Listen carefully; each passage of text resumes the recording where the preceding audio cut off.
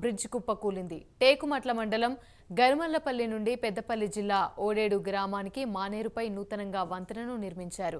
అర్ధరాత్రి ఈదురుగాలులకు వంతెన కుప్పకూలింది. సుమారు కిలోమీటర్ మేర నిర్మాణం చేయాల్సి ఉండగా కాంట్రాక్టర్ నిర్మాణాన్ని మధ్యలోనే ఆపేశారు.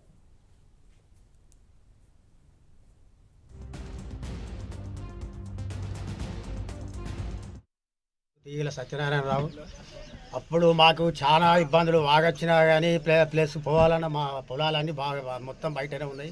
మానేరు గరిమిల్లపల్లి కలికొట్టి శివార్ల ఒడేడు మాది అని మా భూములన్నీ ఒడేడు శివారు అంతా అక్కడ బయట ఉండే.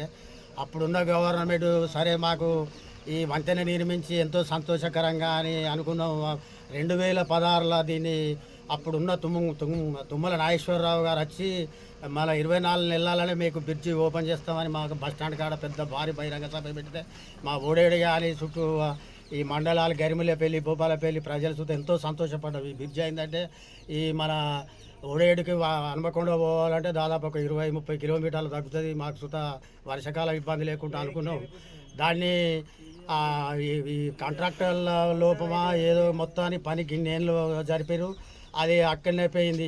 ప్రతి ఒక్క కాంట్రాక్టర్ మన ఇంకో ఆయన మారిండు. అట్లా అదే నాశరకంతో చాలా అది చేసి ఇప్పుడు అది నిలబెట్టి దాన్ని చేసి మన పిల్లర్లు ఇక్కడ అప్పుడు వాగుల సుత పోసి లేపక అట్లా కొట్టుకపోయారు. ఇవి బులెటిన్.